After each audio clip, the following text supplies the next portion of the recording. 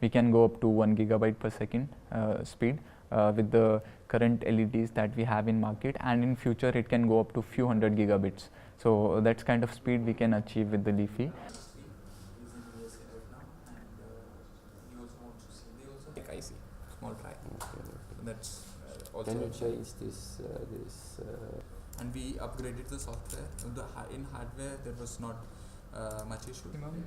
So you can select individual lights here, like you just. So with this particular application, we can communicate with the lights. Like one of the biggest application is in industrial environments, where we can create high-speed internet access, and we can bring all the we can do automation, industrial automation through it. This is the initial test market, because Wi-Fi's or other RF solutions are not the efficient one in industries due to a lot of EMF noise. Then in crowded areas, we have a very good application where a lot of people are coming all the times using internet, because there it doesn't work efficiently due to the congestion issue. So where then we have applications there. So in events, in conferences, in a conference hall, or in a lobby in a hotel, or we have applications there. And then for the outdoor communication, we can create a complete backbone of the wireless network infrastructure. So then you have applications there.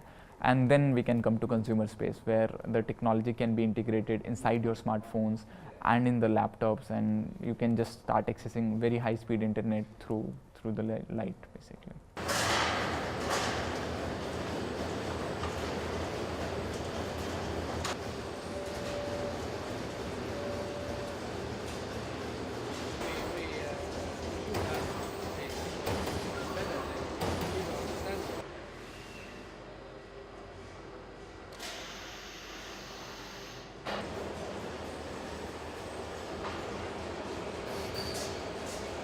We see that first of all the optical fiber cable network would be replaced through Leafy or the VLC network, and it will happen soon, maybe in another 3 to 4 years time, and then you'll be having a few gigabits per second, like tens of gigabits speed at your homes with Leafy, with the light bulbs.